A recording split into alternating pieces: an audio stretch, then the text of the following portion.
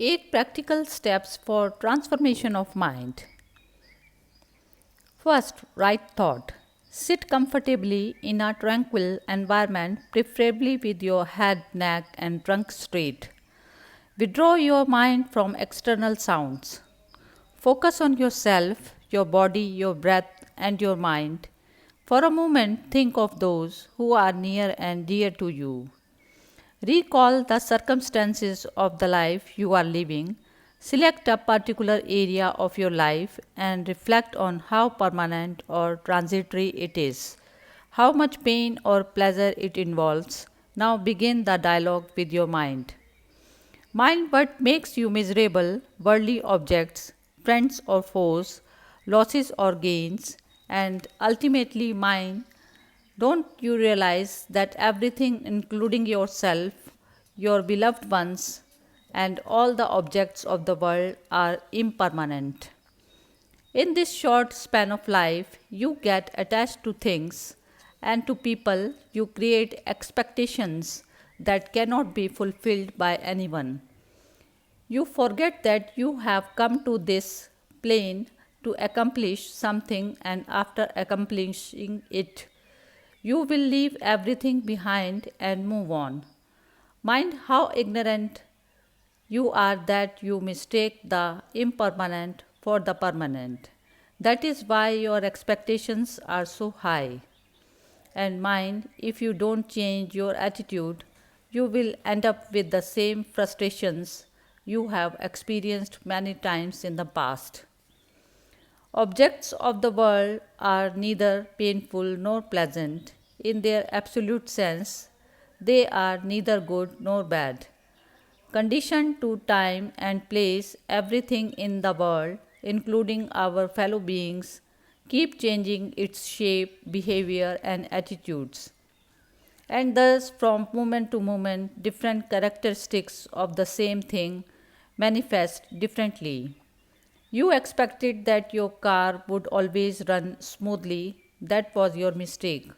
So, when it got a flat tire today, you upset yourself.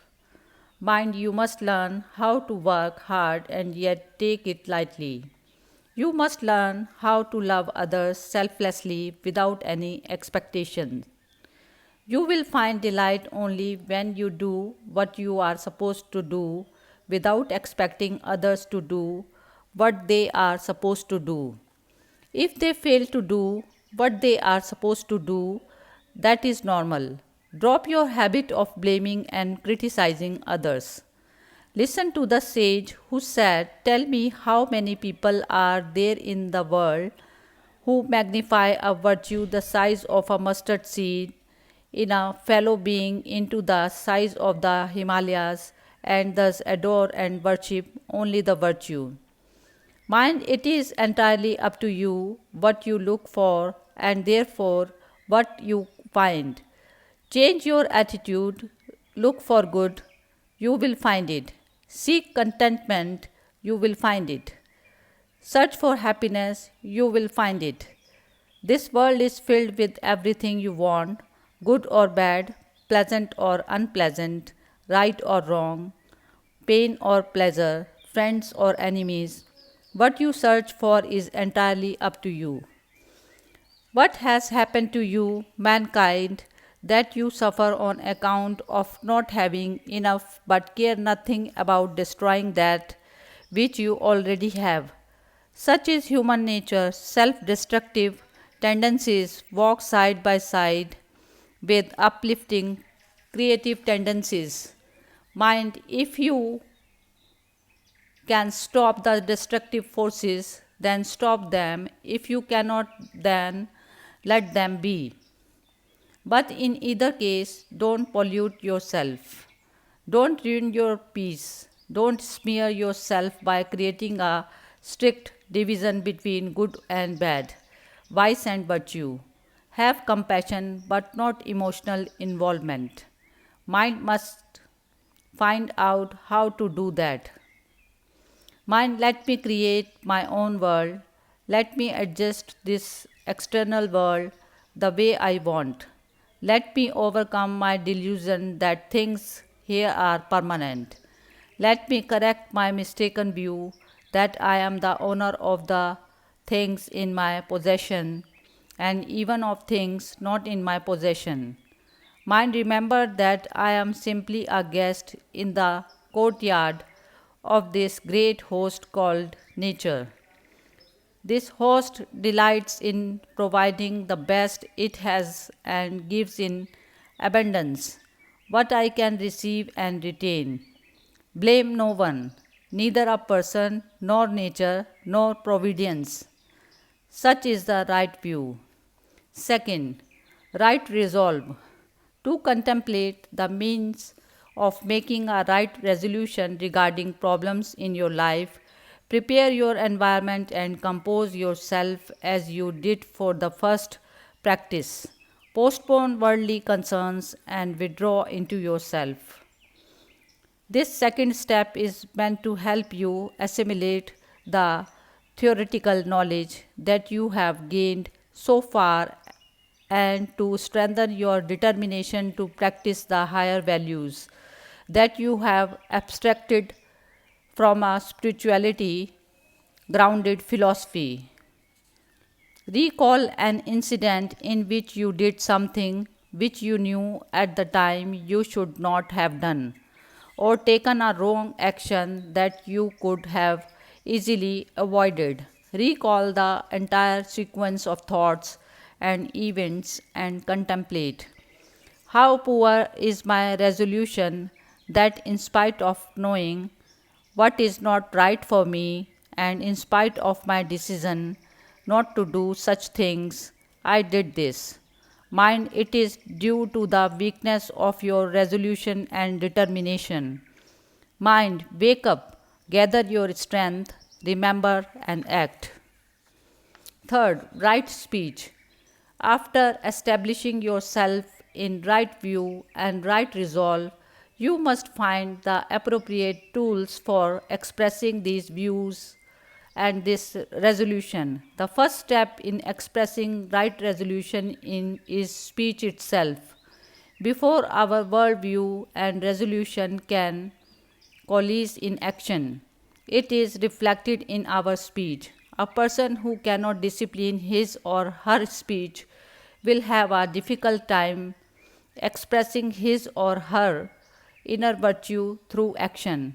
Speech is the coordination point between thought and action. It is the greatest vehicle of communication. Therefore, a person on the path of self transformation should occasionally contemplate right speech.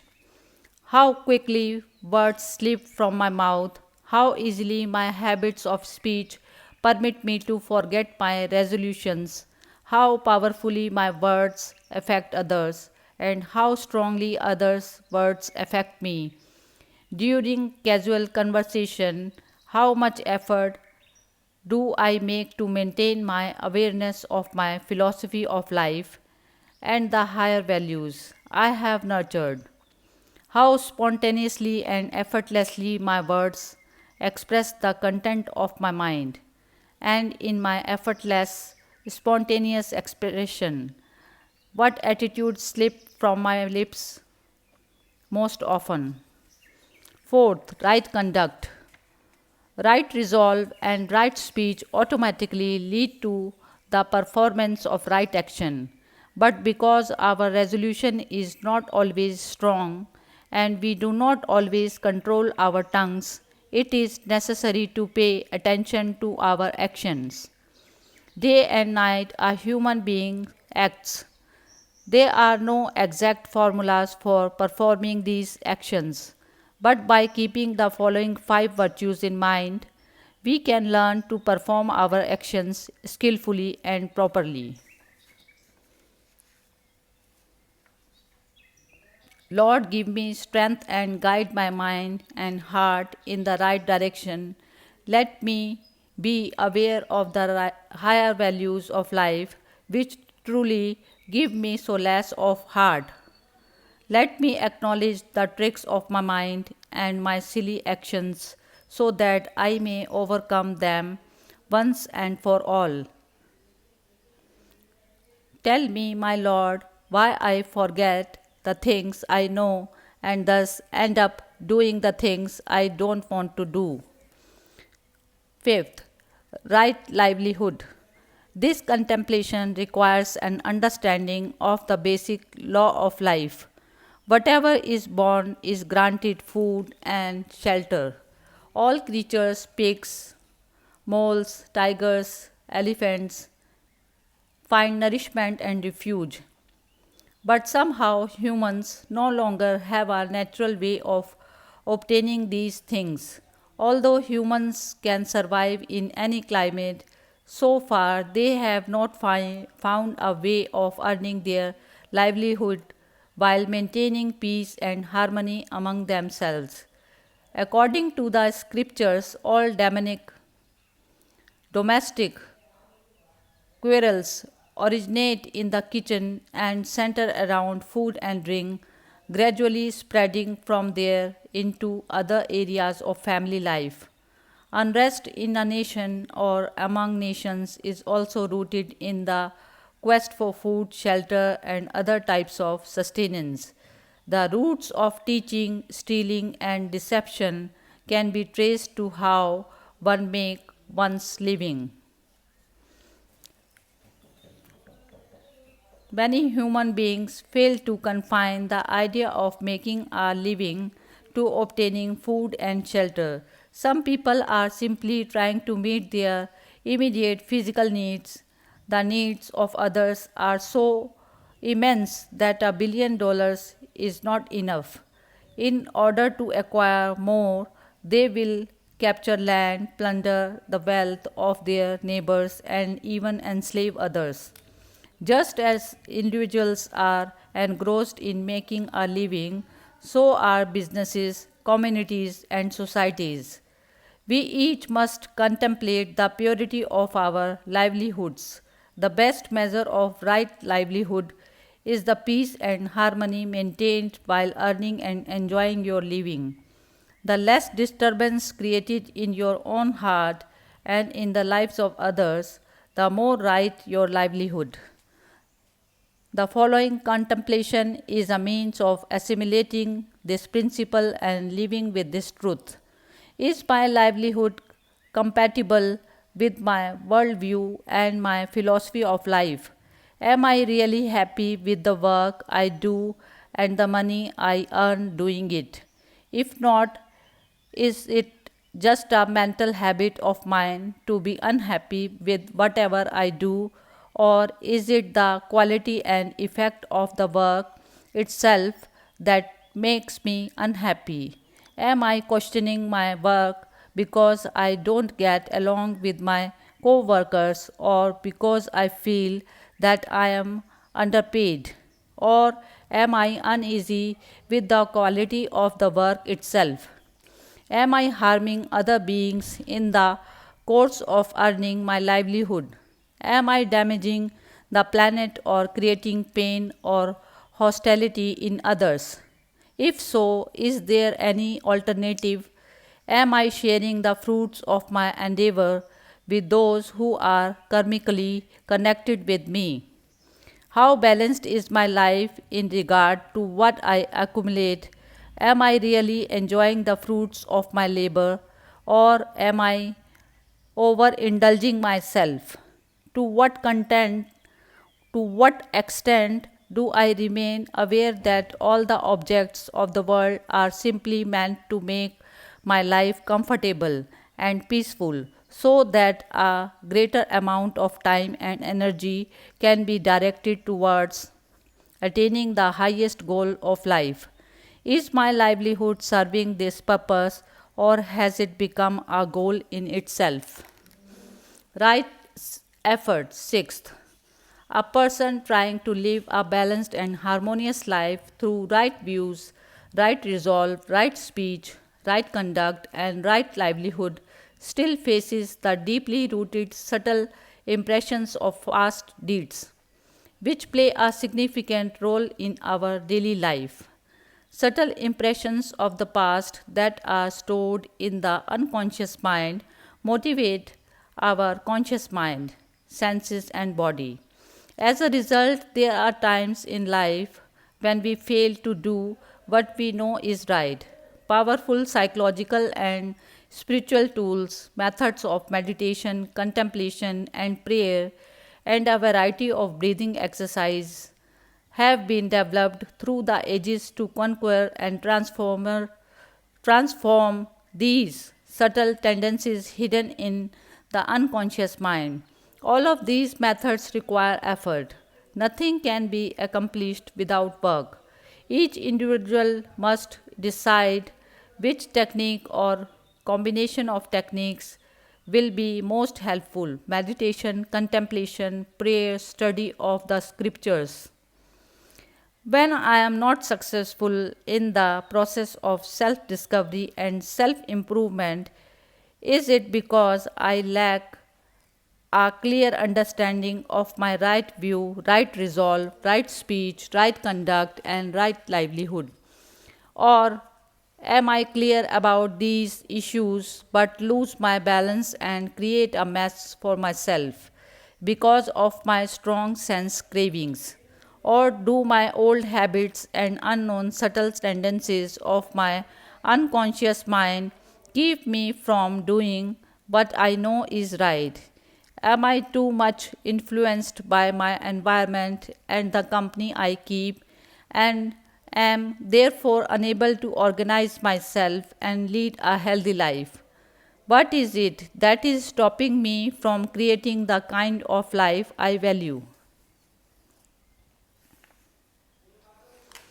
Seventh, right mindfulness. You must keep your mind occupied with thoughts that are healthy for you and helpful to others. The mind is an energy field that cannot be emptied. It must contain thoughts, constructs. If you do not deliberately supply it with healthy thoughts, then it pulls content directly from the bed of its memory without discrimination. If your storehouse of memories doesn't contain pleasant and spiritually elevating thoughts, you will end up thinking destructive thoughts that will wreak havoc in your life. An empty mind is the devil's playground. What are the thoughts that constantly and involuntarily occupy my mind and heart? Why do such thoughts come into my mind? How trivial they are, and yet I cling to them, thinking they are clinging to me. Mind, drop this delusion.